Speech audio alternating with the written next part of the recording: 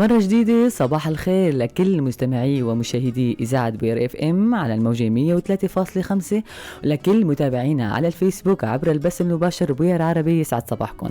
وصلنا مستمعينا ومشاهدينا لفقرتنا الحوارية لليوم يلي رح نحكي فيها عن اضطراب الهلع. عندما ينتابك القلق أو الحصر النفسي على نحو مفاجئ وبدون أي سابق إنذار وتشعر به بشدة في جسمك، فمن الممكن أنك تعاني من قلق الهلع. ونتعرف أكثر ما هو اضطراب الهلع وكيفية العلاج منه. معي في الاستوديو الأخصائي بالأمراض النفسية الدكتور ماجد فهيم محمد. أهلا وسهلا فيك دكتور. أهلا صباحك. صباحك يا هلا دكتور، حبذا لو في البداية تعرفنا باضطراب الهلع، يعني ما هو تعريف اضطراب الهلع وما أسباب إصابة الشخص بنوبات الهلع، وهل هناك أسباب محددة لحصولها أي لحدوث النوبة المفاجئة، وما هي العوامل الوراثية التي تتسبب في الإصابة باضطراب الهلع؟ اضطراب الهلع هو أحد أنواع اضطرابات القلق أو اضطراب طيف القلق، باعتبار طيف القلق طيف واسع كتير. فينا نعرف اضطراب الهلع بأنه عبارة عن تكرار لنوبات من الخوف الشديد العفوية أو المفاجئة، تترافق بمجموعة من الأعراض الجسدية والأعراض النفسية. يختلف تواتر النوبات من عدة نوبات في اليوم إلى عدة نوبات في السنة، يعني ما في عدد محدد للنوبات لحتى نشخص اضطراب الهلع. بين النوبات يكون الشخص قلق أو خائف أو متوجس أنه تصير معه نوبة تانية مما يزيد عنده القلق. هذا باختصار فينا نعرف اضطراب القلق. أسباب الاضطراب، هلا في نظريات كثيرة، فرضيات كثيرة تفسر المرض، بس أكثر نظريتين مقبوليتين هن النظرية البيولوجية والنظرية الوراثية. النظرية البيولوجية تفترض أنه في خلل يصير بالنواقل العصبية بالدماغ، يعني سواء زيادة فعالية أو نقص فعالية.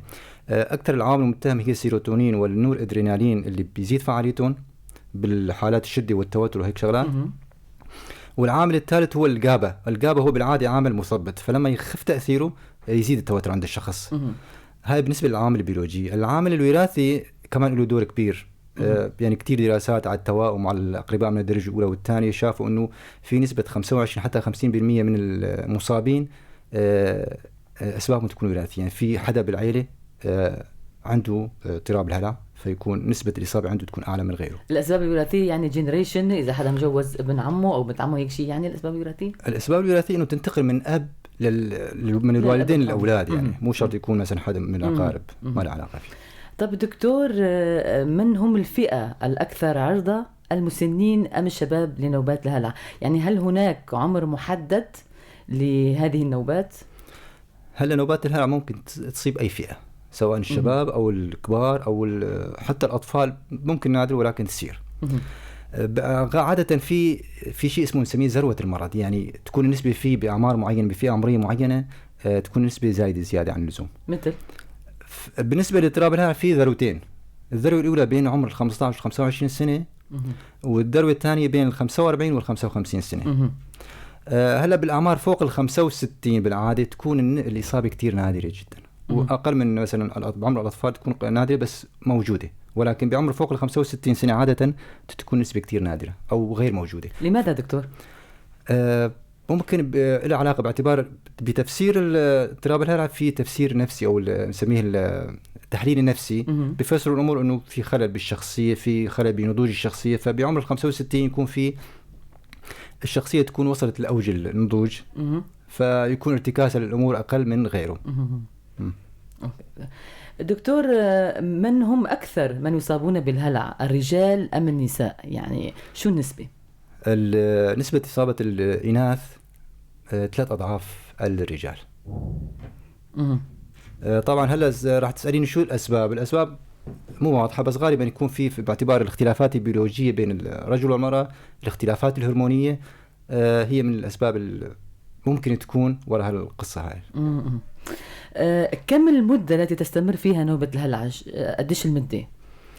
هلا نوبة الهلع تبلش قلنا عفوية بشكل مفاجئ توصل لذروتها بالعشر دقائق، بالعدة دقائق تقريبا.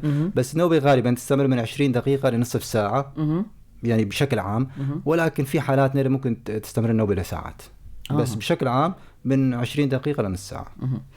دكتور، كيف يمكن التعامل مع الشخص الذي يعاني من الهلع؟ هلا إذا كنا مع شخص انصاب بنوبة الهلع، هي مثل ما قلنا شيء نص ساعة غالبا يعني. الغاية تكون هي التطمين والدعم والتشتيت الانتباه.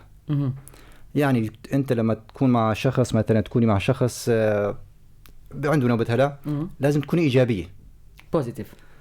ما تكوني محبطة، ما تسببي له، ما تتفاعلي مع أعراضه لحتى يصير يخاف أكثر ويزداد عنده أكثر. تطمين المريض إنه والله هالنوبة راح تنتهي وما راح تسبب لك أي شيء.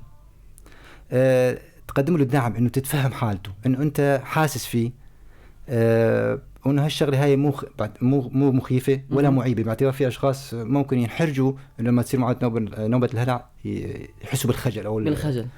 تمام. تحاول تشتت تنبيهه، مثلا تطلب منه شغلات بسيطة، مثلا يعد الشغلات الموجودة بالغرفة، يعد من 1 إلى 10، كل هالغاية هاي بس مشان تشتت انتباهه عن الأعراض اللي يعاني منها، وبالتالي حتى تمرق المدة تغير له انتباهه وتركيزه على مرضه، يعني على حالته، على الأعراض اللي عم يعاني منها، الأعراض الفيزيولوجية اللي نحكي عنها بعد شوي. طيب دكتور، ما هي الأعراض؟ تمام. لا رح نحكي عنها. ما هي الأعراض التي تحصل مع المصاب، أو من ماذا يعاني الشخص المصاب بنوبات الهلع؟ ما هي الأعراض؟ هلا في أعراض فيزيولوجية بنسميها، أو الأعراض الجسدية، في أعراض نفسية. فينا نختصرها بالتالي. يعني أول شيء الخفقان، التعرق، الرجفان، الصعوبة بالتنفس، إحساس بالاختناق، إحساس بدوخة، بخفة بالرأس، ممكن يحس في وجع ألم هضمي، ألم بالبطن، إحساس بالغثيان. بيخاف الشخص إنه يفقد السيطرة على عقله، على تصرفاته. يخاف المريض إنه هاي اللحظة هي نهايته، راح يموت فيها. هاي باختصار ممكن الأعراض. كيف يعني خفة بالراس دكتور؟ شو يعني خفة بالراس؟ يعني بحس إنه الدوخة نفس الدوخة، بس نوصفها بشيء تاني نفس الشيء. طب دكتور، التدخين أو تناول القهوة بإفراط، هل بيكون سبب بحدوث نوبة هلع مع الشخص؟ هلا القهوة والشاي معروفين إنه مثلا خاصة إذا الواحد كثر منه ممكن يسبب أعراض قلق، ولكنه تكون سبب مباشر لحدوث نوبة الهلع فهاي مستبعدة بصراحة.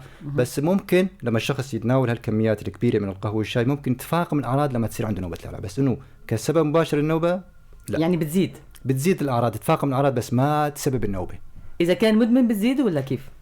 لا الشخص مثلا عم يشرب قهوة بكميات كبيرة، فهو معرض إنه يصير عنده أعراض قلق، خفقان مثلا كذا. فلما لما تصير عنده نوبة، هالشغلات هاي تسبب زيادة النوبة، تسبب يعني مثلا الخفقان مثلا بدرجة معينة. لما يكون عم يشرب قهوة أو يدخن سيجارة تزيد هالخفقان، يزيد التنفس مثلا. دكتور، كيف تؤثر الأعراض على حياة المصاب بالمدرسة أو بالعمل أو بالعلاقات الشخصية؟ يعني إذا كان الشخص مريض كيف تأثر عليه بحياته الاجتماعية العامة؟ يعني هلا الشخص لما ينصاب بأول نوبة مثلا بصير عنده هاجس، حكينا قبل شوي إنه ممكن يصير معه نوبة بأي لحظة. فغالبا يصير عنده سلوك تجنبي، يتجنب مواقف معينة يعتقد إنه ممكن تسبب له هالقصة هاي. فمثلا كان يمارس الرياضة، بلش يبتعد عن الموضوع، لأنه لما يمارس الرياضة مثلا تزيد دقات قلبه، فخايف إنه تجي نوبة. أو مثلا يروح على اجتماع أو حفلة معينة، أو مثلا في شيء مجموعة من الناس ممكن تسبب له القلق، يتجنبها لحتى ما تصير عنده نوبة. فيصير عنده نوع من العزلة. ممكن اضطراب الهلع هذا لما يزمن مع الشخص ممكن يسبب له مشاكل بالأداء المهني أو الأكاديمي، فيتراجع أداء الدراسي، يتراجع بشغله. هالشغلات هاي يعني بتكون واضحة على المدى الطويل لما تزمن الحالة. طب دكتور، ما هو الفرق بين الهلع والخوف؟ شو الفرق بيناتهم؟ هلا الخوف هو شعور التوتر الطبيعي اللي بيعاني منه كلنا. يعني أي واحد منا ممكن يعاني من الخوف، ولكن بسبب واضح. مثلا أنا خايف أروح، خايف من شغلة معينة، خايف من حيوان معين، خايف أصعد الدرج. يعني في سبب واضح يسبب لي التوتر وهالقلق هذا اللي نسميه الخوف. ففي محرض خارجي للموضوع، لقصة الخوف. بينما الهلع قلنا إنه هي نوبات عفوية تجي بدون مسبب، ففينا نعتبر إنه الخوف هو شيء خارجي، بينما الهلع هي إحساس داخلي. كتفريق بيناتهم. دكتور، هل هناك نصائح يمكن أنه تشاركها معنا اليوم للتخفيف من نوبة الهلع؟ شو هي النصائح اللي ممكن تقدم لنا إياها حضرتك اليوم للمصابين بهيدي النوبة؟ هلا حكينا قبل شوي إنه لما نكون مع المريض نعمل هالشغلات هاي، الدعم والتطمين والتشتيت الانتباه، هالشغلات هاي. بالنسبة للمريض ممكن يساوي عدة أمور ممكن تخفف له هالقصة هاي. مثلا ياخذ نفس عميق، شهيق طويل، زفير طويل، لحتى يخفف من شيء اسمه نسميه فرط التهوية. فرط التهوية بحد ذاته لما الواحد يستنشق الهواء بكمية كبيرة، الأكسجين بكمية كبيرة، يصير عنده أعراض مثل أعراض القلق. فلما تتنفس ببطء سواء شهيق وزفير، هذا بيخفف كمية الأكسجين وبالتالي بيخلي الواحد يسترخي نوعا ما. شغلة ثانية مثلا تغيير وضعية الشخص. مثلا الشخص متسطح وإجته النوبة، يفضل انه مثلا يجلس، يتجلس او يوقف لحتى يعني تعديل الوضعيه بحد ذاته يخفف الاعراض هاي. يحاول المريض او الشخص المصاب مثلا انه يشتت انتباهه، يفكر بشيء ثاني، يشغل حاله بشغلات ثانيه لحتى ما يركز على الاعراض وبالتالي تزيد شتت له تركيزه عن موضوع تماما الاضطراب تبعه. طب دكتور، ما هو العلاج؟ هل هناك علاج نفسي ام هو علاج بالادويه ام ماذا؟ ام الاثنين معا؟ هلا بعد دراسات كثير تبين انه الافضل علاج او العلاج المفضل في اضطراب الهلع هو المشاركه بين العلاج الدوائي والعلاج النفسي بنسميه. العلاج الدوائي هو اكثر العلاجات المستخدمه هي مضادات الاكتئاب او حالات القلق، وتعطي نتائج كثير منيحه من خلال المرضى لما يجون على العياده بنشوف نتائج طبعا. وبالنسبه للعلاج النفسي في نوعين من العلاجات، علاج سلوكي وعلاج الاستعرافي. العلاج السلوكي انه تمارين الاسترخاء، هي تمارين اللي بيرخي الواحد وعضلاته مع التنفس، تغيير الوضعية. العلاج الاستعرافي هو طبعا نوع من العلاج النفسي، انه نصحح له الافكار الخاطئة اللي هو اخذها عن المرض. مثلا انه المرض ممكن يسبب له نقص تروية دماغ قلبية او يسبب له جلطة، انه نفهمه انه القصة هاي، نشرح له طبيعة المرض بشكل مبسط، انه النوبة هي محددة للذات، رح تختفي لحالها بدون اي عواقب. نشرح له طبيعة الاعراض اللي يعاني منها، انه هي اعراض فيزيولوجية نتيجة ردة فعله المبالغ فيها، فكل ما زادت ردة فعله رح تزيد الاعراض عنده. فلما يتفهم الموضوع رح تكون القصة بسيطة بالنسبة له، رح تكون ردة فعله للموضوع للنوبة اخف اقل. طب دكتور، العلاج بالدواء هل له آثار جانبية محتملة؟ يعني إذا أخذ أدوية مضادات اكتئاب مثلا ممكن يكون لهم آثار جانبية على الشخص المصاب؟ هلا هاي المشكلة كطبيب نفسي نعاني منها بصراحة. يعني كل العالم أخذ فكرة إنه الدواء النفسي كله يسبب إدمان، يسبب مشاكل كذا. هالفكرة كتير خاطئة. يعني طب المريض خاصة بالنسبة لمرضى القلق والهلع بشكل خاص، الأدوية قلنا مضادات الاكتئاب والحالات القلق. مضادات الاكتئاب لا تسبب الإدمان، إن شاء الله يأخذها 10 سنوات إذا التزم بالوصفة ما راح يسبب الإدمان. وبالنسبة لحالات القلق كمان نفس الشيء، إذا التزم بوصفة الطبيب لفترة معينة. غالبا لما نستخدم مضادات القلق ومضادات الاكتئاب نستخدم مضادات القلق لفترة محددة، فترة زمنية، لحتى نريح المريض، بعدين نشيله ونكمل بمضاد الاكتئاب. فمضاد القلق كمان هلا في حالات القلق هي عادة بالأشخاص اللي يسيء استخدامه ممكن يسبب عنده إدمان، ولكن لما يلتزم الشخص بوصف الطبيب فما راح يصير عنده أي عواقب أبدا. يعني ما يخاف المريض؟ ما تخاف أبدا، بالعكس التزم بالطبيب ولا تخاف. دكتور، سؤالي الأخير، إلى متى سيستمر اضطراب الهلع مع الشخص المصاب؟ يعني شخص مريض ومصاب إجا لعندك وأنت بتعرفه مريض، لإمتى ممكن، شو الفترة يعني لإمتى ممكن يضل هذا المرض معه؟ هلا حسب الشخص وحسب فترة العلاج. يعني شخص اجاني مثلا من شهر عم تجيه النوبات هذا، يعني الشخص اجاني بشكل مبكر، بهالحالة العلاج لما يتعالج بشكل نظامي، سواء علاج دوائي او علاج سلوكي او علاج نفسي، فنسبة التحسن والشفاء من الاعراض تصل ل 75%. بينما طبعا في اشخاص ممكن ما يستجيبوا العلاج، بدهم فترة اكثر حتى يتحسنوا، بينما الحالة بدون علاج ممكن تزمن مع الشخص، يعني تطول معه سنوات، 5 سنوات، 10 سنوات، 15 سنة بدون علاج. هذا الإنزال بشكل خام. 15 سنة فترة طويلة. ممكن تطول مع الشخص إذا ما راجع طبيب. الدكتور الأخصائي بالأمراض النفسية ماجد فهيم محمد، شكرا جزيلا لحضورك لعنا اليوم. أعزائي مستمعي ومشاهدي إذاعة بوير اف ام، وصلنا لختام فقرتنا الحوارية لليوم يلي كنا عم نحكي فيها عن اضطراب الهلع، وكان ضيفي في الاستوديو الأخصائي بالأمراض النفسية الدكتور ماجد فهيم محمد.